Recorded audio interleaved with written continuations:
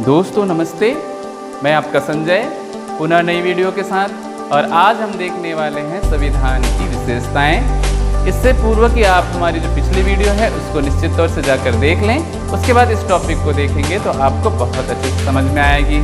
तो आइए हम देखते हैं संविधान की विशेषताएं और समझते हैं कि जो संविधान की विशेषताएं कहाँ से लिया गया है। और आप देखेंगे भारत का जो संविधान है सबसे बड़ा लिखित संविधान है, विश्व का सबसे बड़ा लिखित संविधान है। और भारतीय संविधान अमेरिका से प्रेरित मिलता है। कहाँ से मिलता है? अमेरिका से प्रेरित मिलता है। और संविधान लिखित और अलिखित दो प्रकार के संविधान होती हैं। कितने प्रकार की? दो प्रकार की। ब्रिटेन की संविधान अलिखित संविधान है, लेकिन अमेरिका की जो संविधान है वो लिखित संविधान है। आइए देखते हैं भारतीय संविधान की जो विशेषताएं हैं, प्रमुख विशेषताएं हैं, उनको हम विस्तृत तौर से समझते हैं। भारतीय संविधान की विशेषताएं, silent feature of the constitution. प्रमुख विशेषताएं क्या भारतीय संविधान की जो विशेषताएं हैं, आइए देखते हैं। पहला, भारतीय संविधान सबसे लंबा संविधान है। क्या है? सबसे लंबा लिखित संविधान, लॉन्गेस्ट राइटन कॉन्स्टिट्यूशन। भारतीय संविधान विश्व के सबसे लंबे लिखित संविधान है। क्या है? सबसे लंबे लिखित संविधान। संविधान दो प्रकार से होते हैं, लिखित संविधान और अलिखित संविधान। तो भारतीय संविधान आप देखेंगे विश्व की सबसे लंबी लिखित संविधान है। और इसका निर्माण आप देखेंगे संविधान सभा के द्वारा की जाती है। और प्रारूप समिति लगभग 60 देशों के संविधानों का विस्तृत अध्ययन करती है। और अध्ययन करने के बाद आप देखेंगे, क्या देखेंगे, इस तरीके से क्या होगा, ड्राफ्ट तैयार करती है। भारतीय संविधान की ड्राफ्ट तैयार करती है। और आप देखेंगे कि जो संविधान के जो मूल संविधान है, क्या भारतीय संविधान में मूल संविधान 395 अनुच्छेद और 8 अनुसूचियां थी। कितनी अनुसूचियां थी? 8 अनुसूचियां।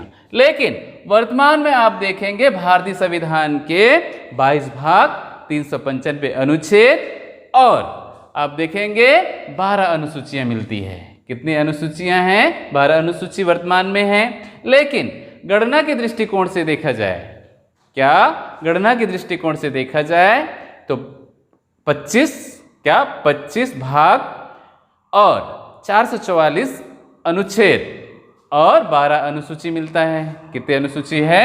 12 अनुसूची। क्या भारत की जो भौगोलिक सीमाएं हैं, भारत की जो सांस्कृतिक धरोहर है एवं जो अन्य अनुसूचित जो राज्य हैं वहाँ के लिए अलग अलग पृथक जो है संविधान की व्यवस्था की गई है। इसीलिए भारत की संविधान यह विस्तृत प्रावधान किया गया है। आगे देखते हैं। भारतीय संविधान को विभिन्न स्रोतों से लिया गया है। कहाँ से लिया गया है? विभिन्न स्रोतों से लिया गया है, जिसमें से आप देखेंगे भारतीय संविधान के आंतरिक स्रोत हैं और बाह्य स्रोत। आंतरिक स्रोत के अंतर्गत जो है भारतीय अधिनियम, क्या भारतीय शासन अधिनियम 1935 के संविधान से लिया गया है। और क्या बाह्य स्रोत के अंतर्गत ब्रिटेन, अमेरिका, आयरलैंड, कनाडा, अन्य देशों के संविधानों से क्या किया गया है? भारत का संविधान ग्रहण किया गया है, लिया गया है। और लगभग प्रारूप समिति लगभग 60 देशों के संविधानों का अध्ययन करती है। क्या करती है? विस्तृत अध्ययन करती है। और अध्ययन करने के बाद जो है वर्तमान संविधान का प्रारूप तैयार करती है। आइए देखते हैं। भारतीय अधिनियम 1935 के संविधान से लगभग 75%, वर्तमान संविधान का लगभग 75% हिस्सा जो है कहाँ से लिया गया है? भारतीय शासन अधिनियम 1935 के संविधान से लिया गया है। आइए नेक्स्ट टॉपिक देखते हैं हम। भारतीय संविधान नम्य एवं अनम्य। क्या है? नम्य एवं अनम्यता का मिश्रण मिलता है। A mixture of flexibility and inflexibility. भारतीय संविधान जो है आप देखेंगे, भारतीय संविधान में प्रावधान किया गया है कि भारत का जो संविधान है ना अधिक कठोर और ना ही अत्यधिक लचीला है। आप देखेंगे भारतीय संविधान संशोधन के अनुच्छेद 368, क्या भारतीय संविधान संशोधन के अनुच्छेद 368 के तहत भारतीय संविधान को परिवर्तन या संशोधन करने की जो शक्ति है संसद को प्राप्त है, और इसमें जो है विशेष तौर से दो प्रकार है ना, क्या 368 के अंतर्गत आप देखेंगे 2 प्रक्रिया का पालन करके क्या की जाती है, इनमें संशोधन किए जा सकती है।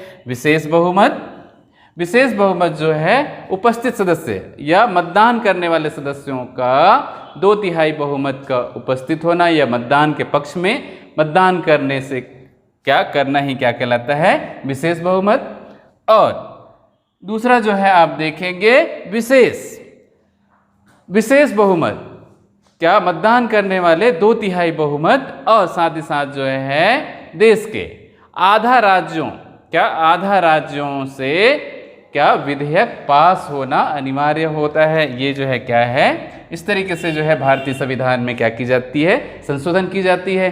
और आप देखेंगे कि जो भारतीय संविधान नम्य और अनम्य कैसे, क्योंकि साधारण कुछ आर्टिकल्स या कुछ प्रावधान ऐसे हैं जिसमें संशोधन आसानी से की जा सकती है, साधारण बहुमत से भी क्या की जा सकती है, विधेयक को पारित की जा सकती है।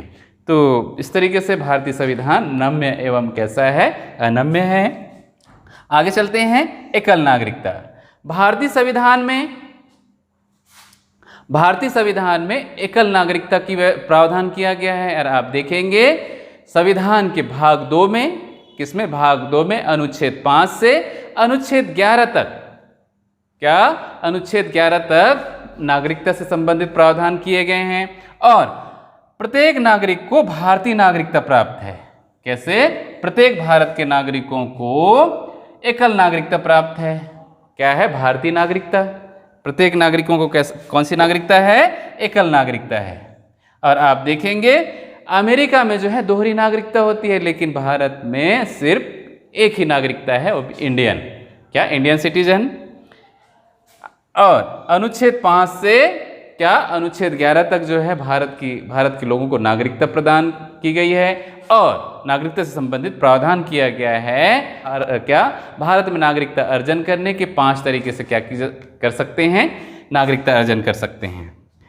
कैसे, जन्म के आधार पर, वंशानुक्रम के आधार पर, किसके आधार पर, जन्म के आधार पर, वंशानुक्रम के आधार पर, पंजीकरण के आधार पर, और किसके आधार पर, देशीकरण।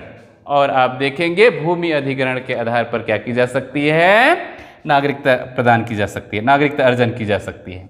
आगे चलते हैं, 5वां सार्वभौमिक वयस्क मताधिकार। क्या, सार्वभौमिक वयस्क मताधिकार। यूनिवर्सल एडल्ट क्या है, सफ्रेज। आप देखेंगे भारतीय संविधान में सार्वभौमिक मताधिकार का प्रावधान किया गया है कि सभी वयस्क जो है कहीं भी भारत के किसी भी क्षेत्र में मतदान कर सकते हैं और जाति, मूल, वंश, धर्म, स्थान, संप्रदाय आदि के आधार पर मतदान करने से रोका नहीं जा सकता। क्या नहीं किया जा सकता, रोका नहीं जा सकता। और भारत के प्रत्येक नागरिकों का मत मूल्य जो है क्या है, एक ही है। लेकिन आप देखेंगे क्या 61वें संविधान संशोधन 1989 में राजीव गांधी के समय क्या हुआ, संविधान संशोधन मतदान में संशोधन किया गया और 21 वर्ष से मतदान करने की आयु है वो 18 वर्ष किया गया। कितने वर्ष किया गया, 18 वर्ष। कौन से संविधान संशोधन के द्वारा, 61वें संविधान संशोधन के द्वारा मतदान की आयु 21 से घटाकर 18 किया गया। किसके द्वारा, राजीव गांधी की सरकार में। आगे चलते हैं, स्वतंत्रता व निष्पक्ष न्यायपालिका। भारत की जो न्यायपालिका है वो स्वतंत्र है। क्या है, स्वतंत्र न्यायपालिका की व्यवस्था करती है संविधान, जिसमें आप देखेंगे किसी भी बाह्य हस्तक्षेप या आप देखेंगे क्या संविधान की एक स्वतंत्रता और एकीकृत, क्या भारतीय जो न्यायपालिका है वो स्वतंत्र एवं एकीकृत न्यायपालिका है कि भारत के किसी भी क्षेत्र में एक ही अपराध के लिए एक प्रकार की ही सजा का प्रावधान किया गया है। इस तरीके से न्यायिक एकीकरण का प्रावधान किया गया है।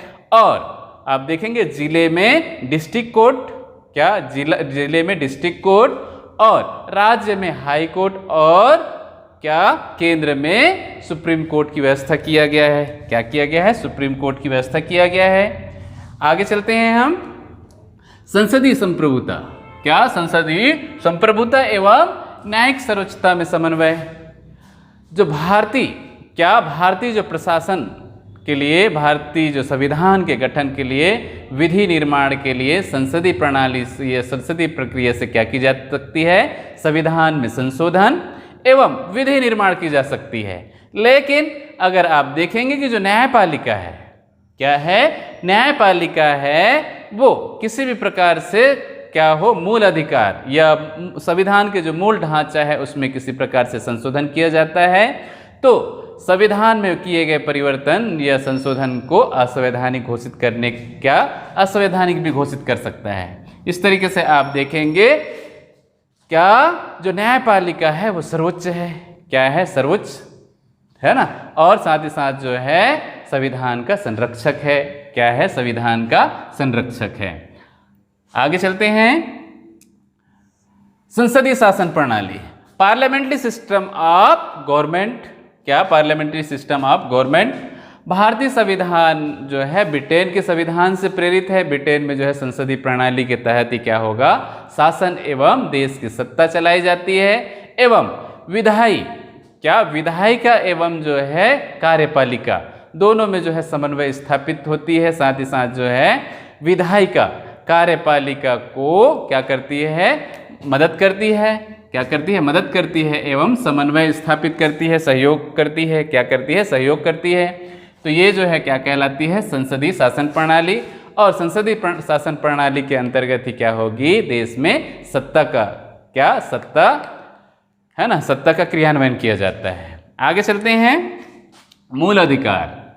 क्या? भारतीय संविधान में मूल अधिकार, मूल कर्तव्य एवं राज्य के नीति निर्देशक तत्व जो है समाहित हैं। आप देखेंगे मूल अधिकार भाग 3 में, किसमें? भाग 3 में अनुच्छेद 12 से अनुच्छेद 35 तक मूल अधिकार का उल्लेख मिलता है। और व्यक्तियों को क्या किया गया है? मूल अधिकार, 6 प्रकार के मूल अधिकार का उल्लेख मिलता है भारत में। कितने प्रकार के? 6 प्रकार के मूल अधिकार। अनुच्छेद आप देखेंगे भाग 3 में अनुच्छेद 12 से अनुच्छेद 35 तक, क्या अनुच्छेद 35 तक जो है मूल अधिकार का उल्लेख मिलता है। और 6 प्रकार के मूल अधिकार, कितने प्रकार के मूल अधिकार हैं व्यक्तियों को? 6 प्रकार के। ठीक है, आगे चलते हैं। भाग 4, क्या भाग 4 में राज्य के नीति निर्देशक तत्व, डायरेक्टिव प्रिंसिपल का उल्लेख मिलता है। किसमें? संविधान में, जिसमें राज्य को एक निर्देशन या गाइडलाइंस के रूप में क्या करती है? निर्देशिका के रूप में कार्य करती है। ये किसमें? अनुच्छेद आप देखेंगे 36 से अनुच्छेद 51 तक का जो है भाग 4 में क्या है? राज्य के नीति निर्देशक तत्वों का प्रावधान किया गया है। भाग 4 का, जिसमें 42वें संविधान संशोधन 1976 के द्वारा, किसके द्वारा? 42वें संविधान संशोधन 1976 के द्वारा लोगों के फंडामेंटल जो ड्यूटीज है उसके बारे में प्रावधान किया गया है। किसके तहत? 42वें संविधान संशोधन 1976 के द्वारा। ठीक है, फंडामेंटल ड्यूटीज, जिसमें भाग 4 का और अनुच्छेद 51 का के अंतर्गत जो है फंडामेंटल ड्यूटीज, 11 प्रकार के जो है फंडामेंटल ड्यूटीज को संवैधानिक प्रावधान किया गया है, संविधान में जगह दी गई है। आगे चलते हैं। त्रिस्तरीय शासन व्यवस्था या विकेंद्रीकरण शासन व्यवस्था। भारत में आप देखेंगे जो शासन है, क्या शासन को संचालन करने के लिए, प्रशासन की सुगमता एवं पारदर्शिता के लिए, पारदर्शिता के लिए आप देखेंगे त्रिस्तरीय पंचायती राज व्यवस्था को क्या किया गया है? कानूनी मान्यता प्रदान की गई है। क्या की गई है? कानूनी मान्यता प्रदान की गई है 73वें संविधान संशोधन के द्वारा। किसके द्वारा? 73वें संविधान संशोधन और 74वें संविधान संशोधन के द्वारा जो है क्या किया गया है? नगरीय क्षेत्र को शक्तियों का क्या किया गया? विकेंद्रण किया गया है, जिससे कि स्थानीय प्रशासन पर जो है स्थानीय समझ एवं लोगों की जो है क्या होगी? सहभागिता होगी, जिससे कि जो स्थानीय स्तर पर क्या होगी? प्रशासनिक सुदृढ़ता आएगी। आगे चलते हैं। केंद्र एवं राज्यों के बीच जो है प्रशासनिक विकेंद्रीकरण क्या किया गया है? प्रशासनिक विकेंद्रीकरण किया गया है। और आप देखेंगे राज्यों की जो सरकार है वो भी कहीं ना कहीं क्या रहती है, स्वतंत्र शासन करती है, और केंद्र में क्या, केंद्र सरकार। तो इस तरीके से शक्तियों का तीन स्तरों पे विकेंद्रीकरण किया गया है, केंद्र, राज्य एवं पंचायत स्तर पर। कौन से स्तर पर? केंद्र, राज्य एवं पंचायत स्तर पर सत्ता का हस्तांतरण किया गया है, जिससे कि लोगों की जो सहभागिता हो प्रशासन में हो। आगे चलते हैं, आपात उपबंध। क्या? आपात उपबंध का प्रावधान। आप देखेंगे कि जो भारतीय संविधान में, क्या भारतीय संविधान या भारत जो है, क्या भारत जो है किसी भी स्थिति में भारत की जो संप्रभुता है, अखंडता है और एकता हर परिस्थिति में अखंड क्या रहे, अक्षुण्ण रहे। क्या रहे? अक्षुण्ण रहे। इसके लिए संविधान में आपात उपबंध या किसी भी परिस्थितियों में क्या हो, भारत अक्षुण्ण रहे या अखंड रहे, इसको बनाए रखने के लिए आपात उपबंध का प्रावधान किया गया है संविधान में। और अनुच्छेद, क्या?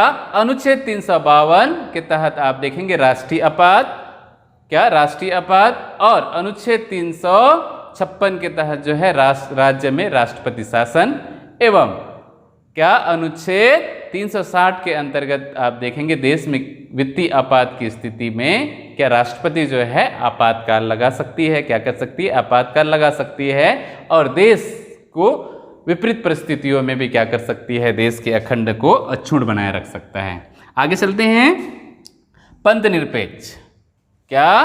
पंथ निरपेक्ष। आगे देखते हैं, भारतीय संविधान में पंथ निरपेक्ष एवं समाजवादी, क्या? समाजवादी एवं पंथ निरपेक्षता की क्या किया गया, प्रावधान किया गया है। यह विशेषताएं हैं भारतीय संविधान में। क्या है? धर्म पंथ निरपेक्ष को मान्यता दी गई है कि जो सरकार है उसका क्या, सरकार का किसी भी धर्म, क्या किसी भी धर्म, कोई भी धर्म नहीं होगा। किसका? सरकार का कोई भी धर्म नहीं होगा, ना ही किसी भी धर्म का क्या करेगा, संरक्षण करेगा। क्या? संरक्षण करेगा। इस तरीके से क्या, इस तरीके से निश्चित तौर से आप लोगों को समझ में आ गया होगा। और आइए हम इसको चार्ट के माध्यम से देखने की कोशिश करते हैं, समझने की कोशिश करते हैं कि जो संविधान की विशेषताएं हैं उनको चार्ट में या सर्कल के रूप में देखने की कोशिश करते हैं, और आसानी से याद हो जाएगी आपको संविधान की विशेषताएं। और आप देखेंगे पहला क्या है, लिखित, क्या? सबसे लंबा लिखित संविधान। विश्व की संविधानों में सबसे लंबा लिखित संविधान क्या है? सबसे लंबा लिखित संविधान। नम्य एवं अनम्य, दूसरा नम्य एवं अनम्य। सार्वभौमिक वयस्क मताधिकार, क्या है? सार्वभौमिक वयस्क मताधिकार। 18 से क्या, 18 वर्ष के सभी नागरिकों को मतदान करने का अधिकार है। और स्रोत आप देखेंगे विभिन्न देशों के स्रोत से लिया गया है, आंतरिक स्रोत और बाह्य स्रोत। क्या? आंतरिक स्रोत और बाह्य स्रोत। मैंने बताया आंतरिक स्रोत के अंतर्गत भारतीय अधिनियम 1935 के संविधान से लिया गया है, एवं बाह्य स्रोत के अंतर्गत आप देखेंगे Britain, America, Ireland, Canada, Japan, Britain आदि देशों से लिया गया है। आपात उपबंध, भाग 18 में जो है आपात उपबंध का प्रावधान किया गया है। राष्ट्रपति शासन, क्या? राष्ट्रपति शासन एवं आपातकाल की स्थिति। कौन सी स्थिति? आपातकाल की स्थिति में जो है राष्ट्रीय आपात एवं वित्तीय आपात आदि, इस तरीके से तीन जो है क्या है, आपात उपबंध का प्रावधान किया गया है। आगे चलते हैं, नेक्स्ट क्या है, स्वतंत्र न्यायपालिका। जो भारत की जो न्याय व्यवस्था है वो 3 स्तरों में, कितने स्तरों में? 3 स्तरों में। केंद्र में सुप्रीम कोर्ट, राज्य में हाई कोर्ट और जिले में डिस्ट्रिक्ट कोर्ट, जिले में डिस्ट्रिक्ट कोर्ट।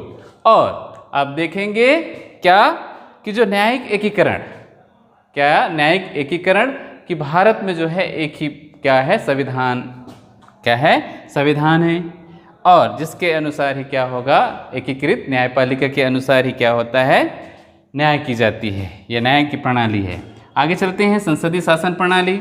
भारतीय जो शासन व्यवस्था है वो संसदीय शासन प्रणाली है। संसदीय आप देखेंगे प्रशासन का प्रमुख आप देखेंगे कहाँ, संसद। संसद में ही क्या होगा, प्रशासनिक कार्यपालिका एवं विधायिका, क्या? विधायिका एक दूसरे क्या करते हैं, सहयोग, क्या? सहयोग एवं राष्ट्र, क्या? राष्ट्र में जो है प्रशासन की जाती है। और नियम, क्या? कानून एवं नियम विधि निर्माण की हैं। त्रिस्तरीय शासन व्यवस्था एवं विकेंद्रीकरण। जो भारत में त्रिस्तरीय शासन को क्या किया गया है, विकेंद्रीकरण किया गया है।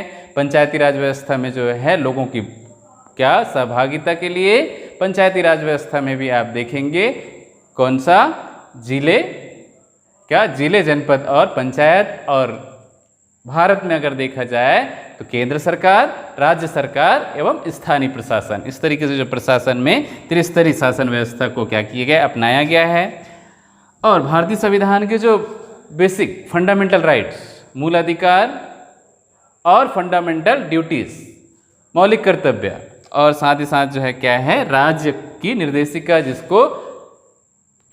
जिसको आप देखेंगे राज्य के नीति निर्देशक तत्व कहा गया है, इसका भी क्या है, प्रावधान किया गया है। नेक्स्ट जो है संसदीय एवं न्यायपालिका।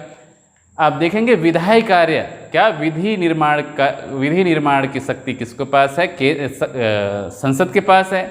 और संसद ही क्या करती है, कानून बनाती है या विधि निर्माण करती है। और विधि निर्माण ऐसे करेगी भारत की जनताओं के लिए कि जो मौलिक अधिकार है वो किसी भी तरीके से हनन या न्यून नहीं किया जाएगा। अगर क्या संसद ऐसी कोई कानून बना देती है जिससे कि लोगों की मौलिक अधिकार कम या न्यून होती है, तो सर्वोच्च न्यायालय उसे असंवैधानिक घोषित कर सकता है। क्या कर सकता है, असंवैधानिक। आगे चलते हैं। जो विशेष पिछड़े वर्ग एवं अल्पसंख्यक वर्ग, अनुसूचित जाति एवं अनुसूचित जनजाति वर्गों को क्या विशेष प्रावधान के तहत जो है क्या की जाती है, संवैधानिक प्रावधान के तहत उनको सुविधा प्रदान की जाती है। भारत का संविधान धर्मनिरपेक्ष संविधान है। कैसा है, धर्मनिरपेक्ष संविधान है। भारत जो सरकार है उसका किसी भी प्रकार से कोई धर्म नहीं होगा, क्या नहीं होगा, धर्म नहीं होगी। और ये जो है सभी धर्मों को समान भाव से देखेगा एवं समान पोषण करेगा। तो निश्चित तौर से हमारी जो वीडियो है वो आपको पसंद आएगा और आपको समझ में भी आएगा। तो हमारी जो वीडियो है उसको लाइक, शेयर और सब्सक्राइब निश्चित तौर से कर दें, जिससे कि हमारे अंदर जो है क्या हो, ऊर्जा पैदा हो और हम और अच्छे से अच्छे वीडियो बनाने की कोशिश करेंगे। तो लाइक शेयर निश्चित तौर से कर दें। Thank you so much.